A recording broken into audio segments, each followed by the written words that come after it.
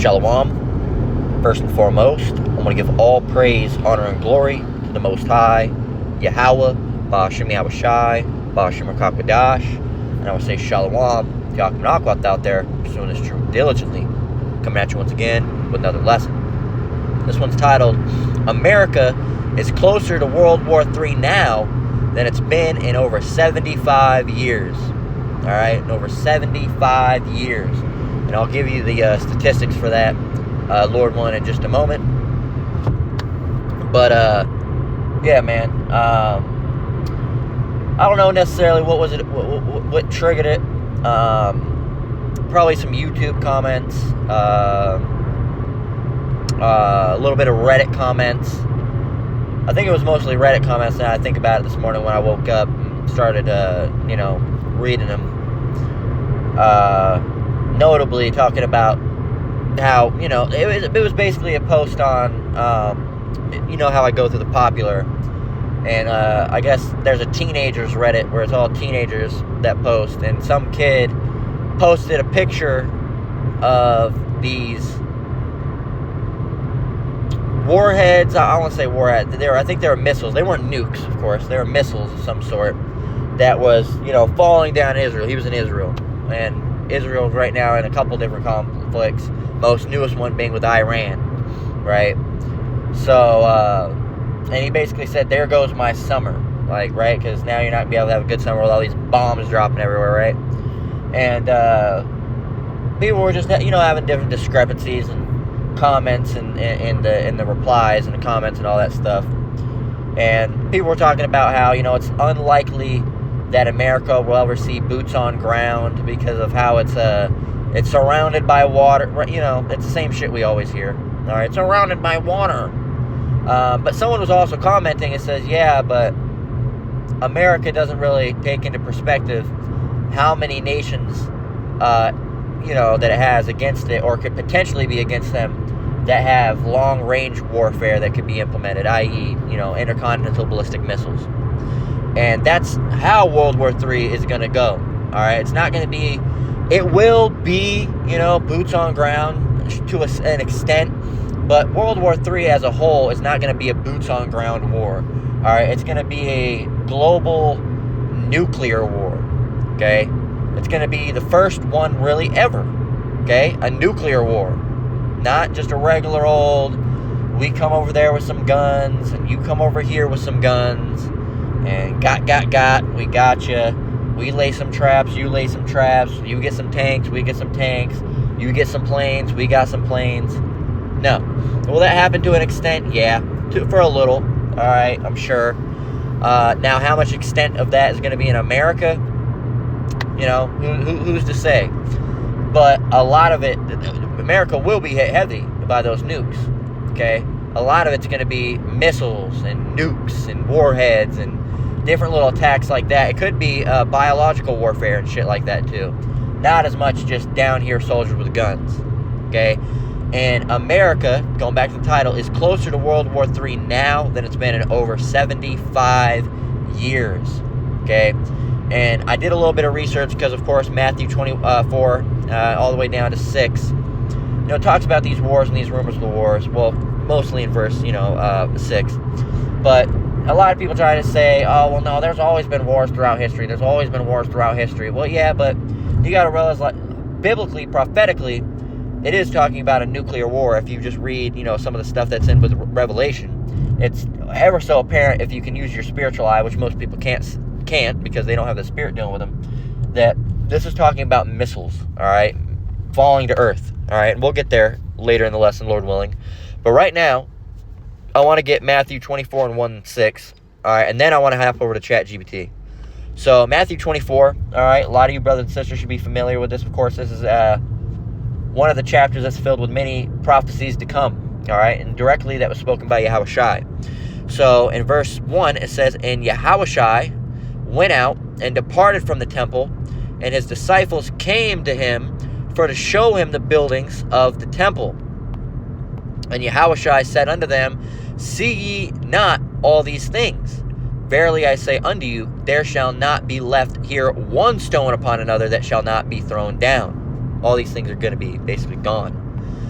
And as he sat upon the Mount of Olives, the disciples came unto him privately, saying, Tell us, when shall these things be, and when shall be the sign of thy coming, and of the end of the world?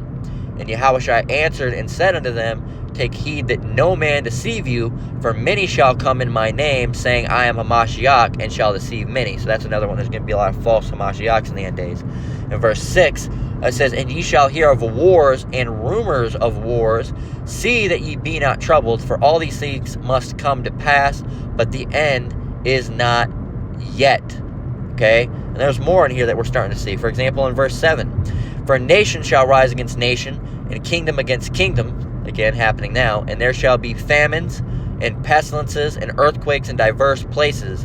All these are the beginning of sorrow. So all these are the beginning of sorrows. It's not necessarily the end yet. All right, these are stepping stones. All right, these are stepping stones into that. And with all these, wars and rumors of wars and all these things, that's where we're focused on today. But you're seeing more pestilences than ever. A new version of the vid came out. You had monkeypox. Yeah, right now, the bird flu is the biggest one that everybody's fucking freaking out about still.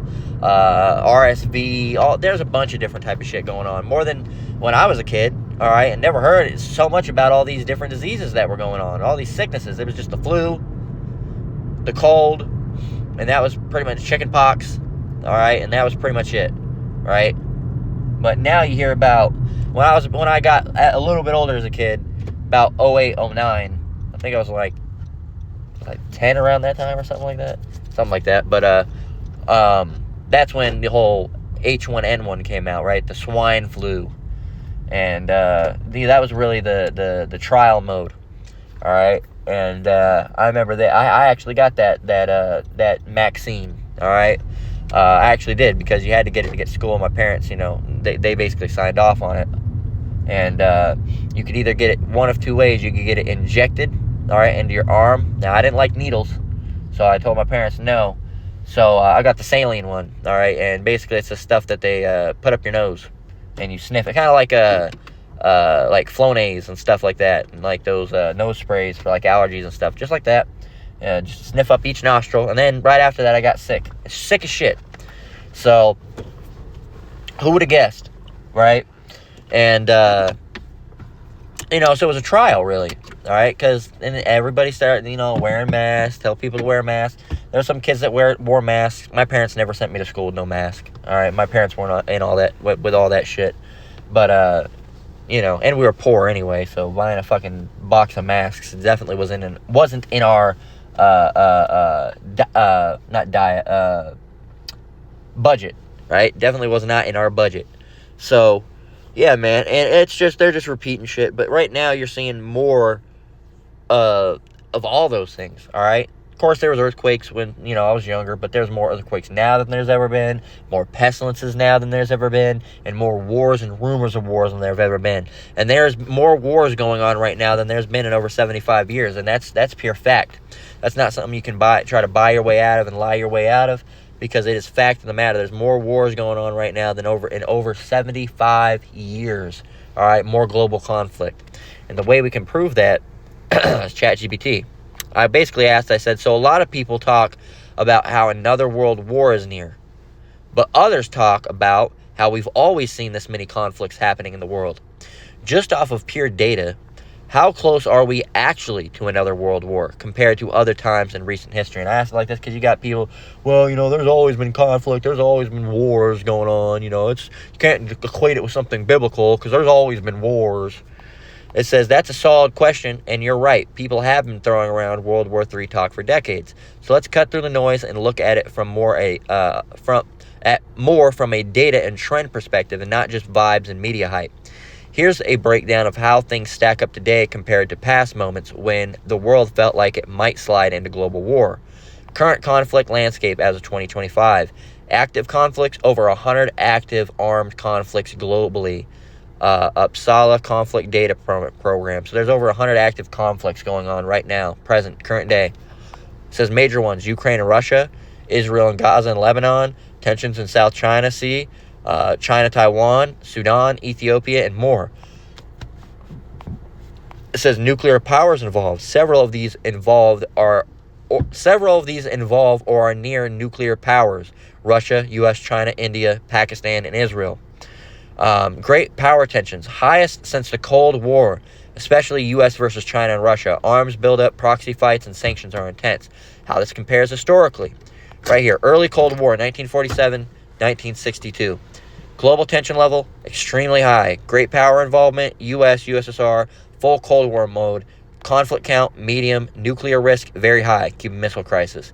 So, I went in the middle doing this data with, the title, over 75 years. I just picked 1950, okay? It's not quite in the 60s, not quite in the 40s. I just picked 1950, right in the middle, all right? So 1970s and 80s, you see still tense. 90s and post-Cold War, low. 2000, 2010, moderate. 2014, 2020, rising again. 2022, 2025, highest since the Cold War. And you can go and see nuclear risk. Anything after the Cold War, moderate, high, low, moderate, growing. Now we're back into high, especially with Ukraine, Taiwan. So you can go in here, and there's a lot. So it says some specific metrics worth noting. Military spending is at an all-time high globally, $2.4 trillion in 2024. Defense treaties and regional blocs, NATO, AUKUS, BRICS expansion are ramping up, sign of alignment before a large-scale war. Well, they say alignment, but Trump and all these other Republicans are talking about backing out of NATO, so that's not going to be allies. That's going to be enemies. Proxy wars are stacking up again. Middle East, Africa, Eastern Europe. Public sentiment and media panic. It's high, but not unprecedented. We saw similar vibes around 9/11 and during Cold War spikes. Nuclear posturing, like Russia moving nukes to Belarus and North Korea's activity is rising. So are we closer to World War III? From a purely data-driven view, we're closer than we've been at any point since the Cuban Missile Crisis in 1962. That doesn't mean a world war is guaranteed. Yes, it does. Escalation is still being checked by diplomacy and deterrence. Mutually assured destruction still works. But the conditions are right. Power blocks are forming. Global trust is eroding. Flashpoints are numerous. The world economy is fragile and weaponized. Sanctions, resource wars. So yeah, we're definitely closer than average, but we're still not at a point where it's inevitable. It is inevitable. A lot depends on how these powers manage their brinkmanship. If you want, I can pull charts, yada, yada, yada, yada, yada. So basically what it's saying is that it really right now we're at a very volatile state where it matters what these leaders end up doing. All right, if it goes nuclear or not. And here's a spoiler alert for those of you that haven't seen the movie. We haven't seen the movie either, but the Lord is the director, and He's allowed us to see a little bit of the script. And here's how the movie ends. World War III is won by the Lord and the Lord alone. All right, America's completely destroyed. All right, and that's that. Okay, that's that. So it's not gonna be fun. All right, not gonna be fun, but that's what's gonna happen. And I know you little proud, little hubris-filled Edomites can say, no, we're the strongest military. We're the strong... No. You had the strongest military. Okay, buddy, you're going. Let's get you back in the retirement home. All right, because you're over here thinking about World War I and World War II America. Yeah, very strong. Very strong. All right, but do realize that even though that war was won, do realize that the Germans were whooping your ass for a bit. Hard fucking core. All right, hardcore. And you couldn't even compare without Germany's innovation. All right, you Americans. All right, without Germany's innovation, America wouldn't even be what it is today. All right, America's built off the backs of many different people, mostly the slaves, so-called Negroes, Latinos, and Native Americans, but it's built off the ingenuity of other people as well. All right, Asians had a lot to do with it. All right, and even European Edomites that aren't just like the regular Edomites here in America, but German. They were the ones that made the first tank. Well, technically it was the English that made the first tank. I mean, the Mark 1, I think it was called. I mean, it was a tank, hardly. It was, but it wasn't what you think of when you think of it as a tank, right? It was more of like an APC with some guns on it, right? It wasn't really a full tank. Okay, an APC stands for Armored Personnel Carrier, so I believe. But yeah, an APC, it's more like an APC, really, than it is a tank. The first real tank came from, of course, Germany.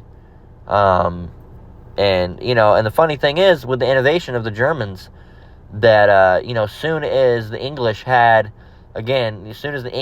that tank, the MK1, which looked ridiculous, by the way. It's cool. I mean, I've played with one in a Battlefield 1. All right, you can actually drive one. In some of those games, you can drive one. It's pretty cool. I'll admit, they are cool looking, but they're not like a tank that you would think today.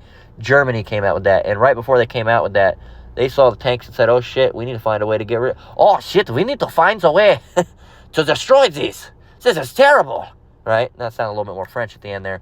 But, so they came up, they invented the anti-tank, an AT, all right, anti-tank rifle. Huge, long motherfucker, bolt action, all right, laid it on the ground. They invented that. So, and it could punch holes through those motherfuckers. So, and then the Germans came up with their own tank of their own, and it looked more, it looked kind of more like an APC, but it was more boxy than the weird, like, ovalish shape that the MK1 had. And it was definitely starting to take the tank shape. All right, and then you got to think about the Panzer, man. That's one of the best tanks of all time. But anyway, I'll talk about that type of shit. But without that, and the machine gun, who can forget the machine gun? The machine gun was created by Germans. Okay, so again, that's a different form of Edomite. I can't remember what nation that is. Gomer? Can't remember necessarily. But because I know Russia's Gog, and then the land over there is Magog. It's not two separate people, Gog and Magog. Gog is the people, Magog is the land over there. But yeah, man, it's a lot of those innovations ain't even made by your regular run-of-the-mill, American Edomite. So they can't say, oh, we did it all on our own. Not really, because all of your innovations came from other places. A lot of the guns you were even using, right? A lot of the guns were not even made by you. Okay, they're made by other different places, not American, right? Of course, you had some guns. I mean, if you want to get, I'm gonna get rambly when I talk about the military, Slovakia, but when you read those type of things, you're interested. In, like, I was very fascinated with the Vietnam War, still am. And one thing that you got to know is when you think about American weapons, like good American weapons, you think about the M16, the M4A1, the many different M16A2s, or M16A1s, M4s, M4A1s. It's all part of that AR platform, all right, which stands for Armalite rifle. Sometimes it gets thrown around that it stands for assault rifle, but it's Armalite rifle. And that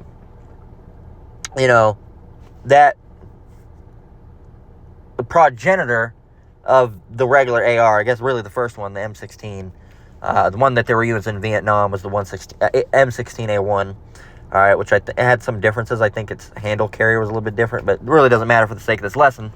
But they were dog shit, and they were made by Colt. They were manufactured by Colt. Now, Colt made the 1911, which is apparently, allegedly, I've never shot one, but apparently they're a fantastic handgun, and they're still used to this day. But apparently, when the M16 came out, they were dog shit, completely dog shit.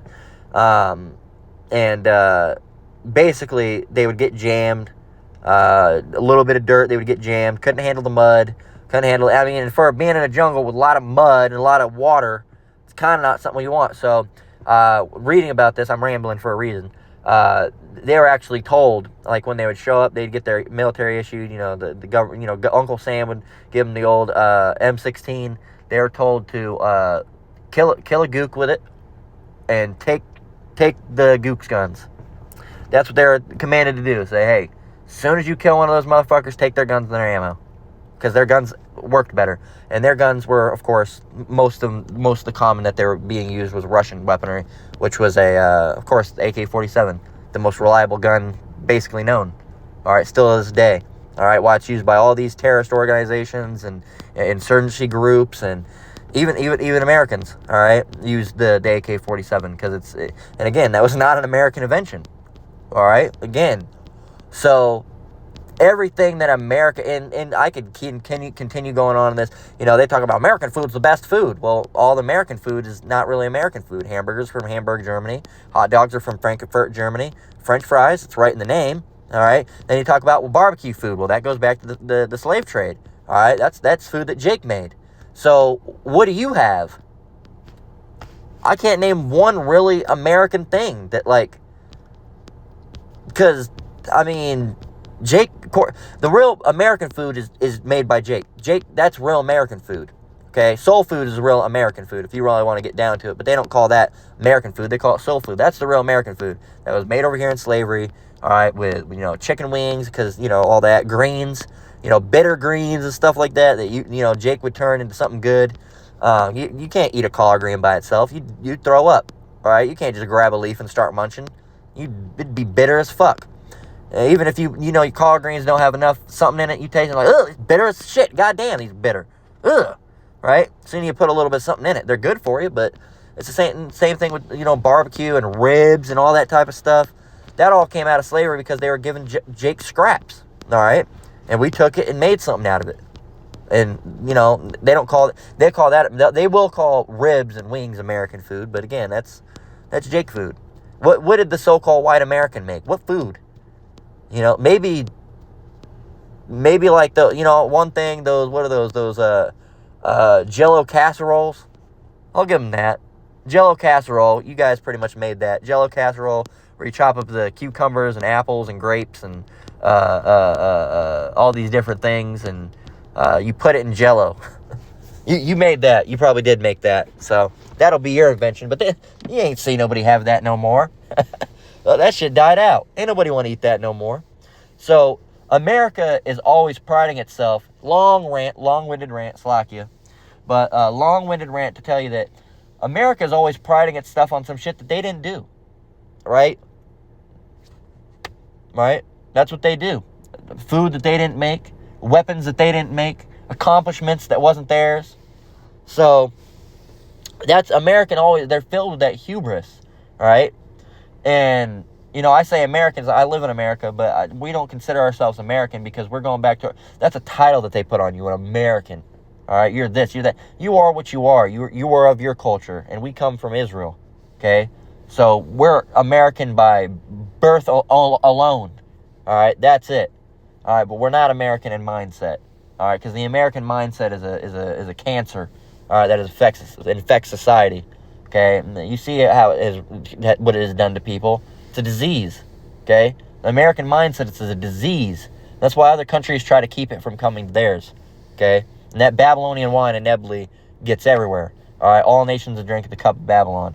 But there's a lot of places that are trying to keep it out, limit the wine intake as much as possible. Because they don't want nothing to do with it. So, where were we here? Ezekiel 7:25. And, getting into this, all you proud Edomite Americans, and you Americans in general, Americans a mindset. It's a mindset. And that talk about, we'll never be defeated, we'll never, it's mostly an Edomite mindset, dealing with, we shall never be in, how does the scripture say, we shall never be in adversity, right? They don't think they're ever going to go through those types of things. So it's that hubris, again, going back to the scripture, he's a proud man. All right, that's what Esau is. And they think just because we're on an island, okay, essentially one big-ass island, that they're somehow untouchable. All right, and that boots will never be on ground here, and you're literally throwing everything out. You're not thinking about nuclear conflict. All right, the averages, and all the little patriotic little Edomites think, we'll win every war. No, you didn't even win Vietnam. Okay, you didn't even win that. All right, and that's why you don't classify that as a war, because that was a conflict. That wasn't a war. It was a conflict. All right, military conflict. All right, it wasn't a war, because if it was a war, you have to admit that you lost that war. And same thing with the Iraq War. You lost the Iraq War. All right, you can't say, we won. Not really. You didn't really win. I mean, you got some of the stuff done over there with Saddam Hussein and Osama bin Laden. You got some of the stuff done over there that you wanted to get done, but I mean, at the end of the day, Biden had to pull everything out, and you left millions, if not billions of dollars worth of military equipment over there that's now been being used by terrorist organizations. I wouldn't consider that a win. I would consider that, if anything, at the very most, a stalemate. All right? But really, it's a loss. All right? If it's not a win, it's a loss. And you lost. But again, that's why you silently did that, and you declared your win early. We won in the Middle East. Not really. Because ISIS still exists. All right? Those motherfuckers would be taken out completely if you won. There'd be no more of those terrorist groups. You would have just took them out. Right? But they're still existing over there acting like a bunch of motherfuckers, man. So, can't consider that a win. All right? But all you Edomites that are in that mindset, oh, we win, we always win, you're going to be the same one shitting your pants in the end days. This is Ezekiel 7:25. It says, destruction cometh, and they shall seek peace, and there shall be none. Okay? There shall be none. Here's one for you, Jakes. It says, mischief shall come upon mischief, and rumor shall be upon rumor. Then shall they seek a vision of the prophet, but the law shall perish from the priest, and the counsel from the ancients. You're going to be trying to look for, a prophet to go on, but the real prophets, they're going to be not teaching anymore, all right, or potentially in prisons, all right, because that talks about that. It shall cast some of you into prisons. So some of the people that teach this truth, all right, some of us go to prison, some of us will be somewhere else with our families, all right, look, we're not going to be out on, not going to be out on the highways and byways, we're not going to be on the internet, because eventually they're going to shut the internet down. So how are you going to upload a video if the internet's shut down? All right, you can't be on the highways and byways if they're out rounding people up and putting them in into camps, all right, concentration camps, right? I mean, you're not going to go out there and do that, right? So, yeah, man. Some's going to go into some are the people that teach this truth, some of them are going to go into camps. Some of them are not going to go into camps. All right, some are going to be hiding. Some are going to be running. It's all different types of things. But you think that you have time to get it later, Jake. You don't, man. If those prophets that you see on the highways and byways out there, those prophets that you see on YouTube that you pass by every day, there's going to be a time where they're not going to be out there, and they're not going to be online either, and you're not going to see them no more. And you're gonna you don't give a shit right now, and you're not listening to this, and you're not hearing this because you're not watching this video right now. All right, you're busy watching shake ass videos, right? Video rapper girls shaking their ass or something, right? Which is whatever, you do that on your free time, whatever. But you don't even know where you come from. You don't even know what's about to happen. And as soon as it gets too late, that's when you say, oh, I should really go and try to find them. Too late. Elected already been sealed, getting everything in order, and you're going to be assed out, man, trying to live. Well, my cousin was a Hebrew Israelite. You're not going to be able to know where he is. You can't find him anywhere, right? So, that's why there's that scripture that says, make no tearing to turn the Lord and put not off from day to day, because it's going to be a time. You got to get this while it's hot. There's going to come a time, and I've done this before in the past. You see some item somewhere, whether it's a store and it's at a good price or whatever, and you don't really need it. You're like, I don't really need it. But in the back of your mind, you do want it, right? You're like, I don't really need it though. And then you're like, I don't really need it, but it's intriguing. There's something about it. You're like, yeah, but no, maybe I'll buy it. But then you go there one day and it's not there, and you're like, damn it. Oh, I should have bought it, right? I knew I should have bought it because now it's not there, and you didn't realize that how much you really wanted it until it was gone, right? And you're like, damn, I should have just bought it. Maybe I got comfortable with just seeing it all the time. That's what happened. People see the truth. I like some of it, getting our people back together, but I don't know, man. They kind of do too much. You got to keep the law, and they say I can't even eat catfish no more. And then it's gonna happen where it's not there. You go, oh wait, where did it go? Wait, I was actually interested. Wait, too late, man. Too late. You're gonna try to go and search it out. It's gonna be too late. Okay, and you're gonna be, and again, like it says, destruction cometh, and they shall seek peace, and how'd it go? And they shall, and there shall be none. I wanted to get a word perfect. Destruction cometh, and they shall seek peace, and there shall be none. There's not gonna be no, wait, please help me. Nope, Lord's not gonna have mercy on you now. All right, you had enough time. Another example is Netflix. You see a movie on there, maybe I'll watch that. I'll get around to it, maybe. And then, after a while, Netflix, they take shit off, right? It'll be gone. You're like, damn it, man. Or like you waited too long to start watching the, you started watching a series midway, and then you ended up finishing it, and then it ends up being, ended up getting taken off. You're like, damn, man, I was watching that. But you started too late, okay? And it doesn't really work like that with this truth, but it means, because if you come in even at the end, you came in at the end, you got it. But there is a point in time where there will be a point of no return, right? That if you didn't get it that one week, you're gonna see it. See the brothers on the highways and byways. You're gonna see those YouTube videos up, and next week they're not gonna be there anymore. All right, and you're not gonna know that the next week they'll be gone, but there's gonna be that divide. There's that no return no more, and now you don't have the name. Still trying to call on Jebus, all right, or Yahuwah, or Yeshua, or all these different names that are wrong, all right. Yahuwah is close, but it's no cigar, all right, as they say in the world, no cigar, close, but no cigar. All right, it's close because at least they have the idea of the Tetragrammaton, but it's still a bad translation, all right. It's a mistranslation of the actual Hebrew, okay. It's a mistranslated Hebrew. You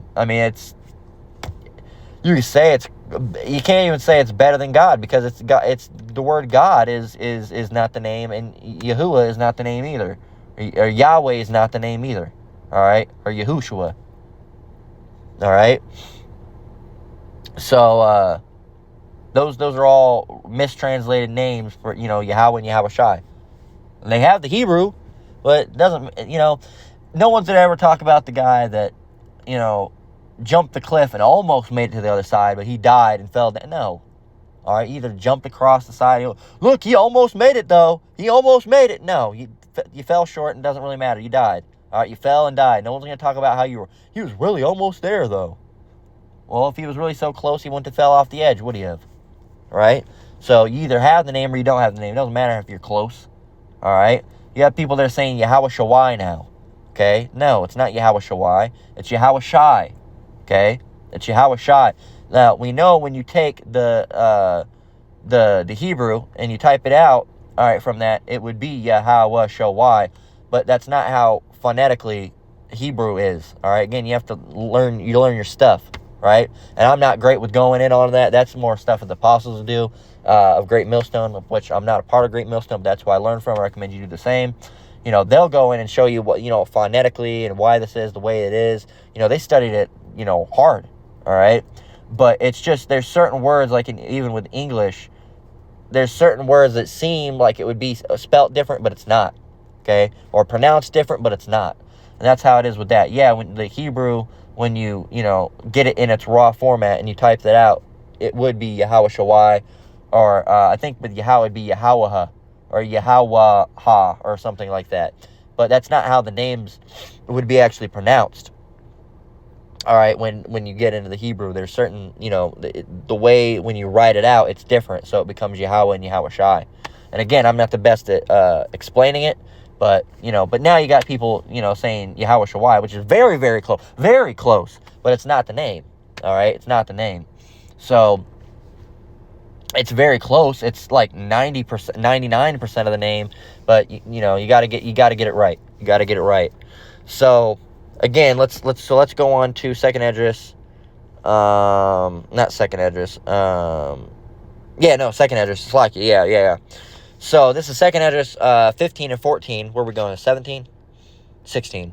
It says, "Woe to the world," this is verse 14, "Woe to the world and them that dwell therein, for the sword and their destruction draweth nigh, and one people shall stand up and fight against another, and swords in their hand." The modern day sword is the gun, by the way. It says, "For there shall be sedition among men, and invading one another. They shall not regard their kings nor princes, and the course of their actions shall stand in their power." Another thing right here in verse 17, it says, "A man shall desire to go into a city and shall not be able. For because of their pride, the city shall be troubled, and the houses shall be destroyed." The houses shall be destroyed, and men shall be afraid. "A man shall have no pity upon his neighbor, but shall destroy their houses with the sword, and spoil their goods because of the lack of bread and the great tribulation." And that's the other thing that's going to happen right before the that's the other thing that's going to happen before the, it's like you got this dumbass fucking retard neighbor that doesn't know how to drive his fucking truck. Fucking retard. Fucking got headlights all on my goddamn eyes. Stupid fucking Edomite is what he is. But, anyway, I don't even know what this guy's doing. Being fucking weird. But, I lost my train of thought. But basically what happened, is going to happen right before it, the nuclear destruction, is that, Jacob's trouble. All right, you're going to see, people invading each other, people, because they're, the whole mark of the beast situation, there's going to be the whole, you need to take this or you won't get food. And then that's going to be a lie, because after a while, you don't take the, if you don't take it, if you're not a part of the elect, the Lord's not going to be dealing with you anyway. But the elect that don't take it, Lord won't be part of the elect. We're going to be fed regardless, right? We're going to be fed regardless. But the people that do take it, they're going to be conned into saying, if you take this, you're gonna be able to get food, and they will get food for a time and season, but the food's gonna eventually go away. All right, they won't get it anymore, and people are gonna be raiding each other for food. All right, killing their friends. So-called, hey Jim, how are you doing? Whack right over the head with a hammer. All right, and might even eat him. Might even resort to cannibalism. All right, because of what? Verse 19, a man shall have no pity upon his neighbor, but shall destroy their houses with the sword and spoil their goods because of the lack of bread and for great tribulation. So when you get hungry like that, they're gonna, if you're not in this truth, you're gonna do some absolutely heinous shit. All right, absolutely heinous shit if you're not in this truth. So, but that's the thing, man. And a lot of Americans don't understand what really is coming their way. All right, they have no idea. They have no idea what's coming their way. I can't even really put into perspective how much they really don't know what's going to go on, man. They really do not know. A lot of these people cannot fathom no food at all. People really started getting scary during the demic. They really started getting scary during the demic, because I admit, going shop, it was looking a little thin. It was looking a little thin going around. You didn't see as much food as you usually do. And I remember when they started having a chicken tax, man, and that shit was ridiculous. I remember me and my girl went to Roberto's one time, and it was like $1 or something extra for like meat, chicken or anything like that, because there was a shortage. Right? Then they had the coin shortage, which was a bunch of bullshit. All right? So, yeah, man, the whole thing was just off. And that was just a test. All right? To see how people reacted. You know how people reacted? Not well. They flipped out, started impulse buying. And then there was another little test about it. And here in Vegas, at least, I don't know if it was everywhere. I know it was in Vegas. They said the gas lines are going to run out. All right? And everybody, I remember, and it kind of sucked, because I believe at the time my girl was running low on gas in her car, and she was debating on sitting. That line was fucking insane. Everybody was getting gas. And I think she said, fuck it. And the next day, apparently, they ended up restoring the gas line, and there was no problem at all. We just ended up getting gas then. So, shows you, man. It's all they're testing how people react when they panic, and when people panic, They buy. They buy. All right, that's what they do. It drives up, these Edomites' pockets. So they like to keep a healthy amount of panic every once in a while. But people are gonna buy. They're, when all this shit starts happening right before World War III, and when it first starts, people are gonna buy a bunch of shit. All right, be hoarding and shit. People are gonna be. You're gonna watch. You're gonna see fights in stores. It's gonna be insane. So this is Revelation 6 and verse 12. And then we're going to close out. So like it for the rambling. Sometimes I get a little rambly, especially at night. That's why I try to do my lessons earlier. But Revelation 6 and 12, it says, and I beheld when he had opened the sixth seal, and lo, there was a great earthquake. And you got to visualize this. Use your spiritual mind. There was a great earthquake, and the sun became black as sackcloth of hair, and the moon became as blood. So boom, there was a big earthquake. All right, and the sky became dark. Verse 13, and the stars of heaven fell unto the earth, even as a fig tree casteth her untimely figs when she is shaken of a mighty wind. There's your homework for the day. I want you to go look up Iran missiles in Israel video, and you'll see what those look like. And tell me those don't look like stars falling to earth. Now, those are just missiles, not nukes, but nukes have a similar thing that's going on with them. Right? And you got to realize, in the revelations that were had, all right, back then, if you had those revelations, you're not going to know what a nuke is because they didn't have nukes back then, right? So if you saw something like that, you're going to say it looks like stars falling to Earth, right? You got to think about how they thought about it and saw it back then, okay? So anyway, you got to use your spiritual mind. Stars falling to heaven. If you ever see like a nuke falling or ICBM or any of those type of things, how they have that trail, it looks like a shooting star, a falling star falling to Earth. And the stars of heaven fell unto the earth, even as a fig tree casteth her untimely figs when she is shaken of a mighty wind. And the heaven departed as a scroll. Boom! So you had that earthquake, and then you saw these things falling. And then you see the heaven departing as a scroll. Which, whoosh, that's a mushroom cloud. And the heaven departed as a scroll when it is rolled together, and every mountain and island were moved out of their places. And the kings of the earth, and the great men, and the rich men, and the chief captains, and the mighty men, and every bondman, and every free man hid themselves in the dens and in the rocks and the mountains. Sounds a lot like bunkers, doesn't it? They actually have a billionaire mountain bunker that a lot of the brothers in this truth made lessons about a few years ago now, I believe. Verse 16 says, and said to the mountains and rocks, fall on us, and hide us from the face of him that sitteth on the throne, and from the wrath of the Lamb. So from, Yahweh and Yahweh Shai, hide us from that. For the great day of his wrath is come, and who shall be able to stand?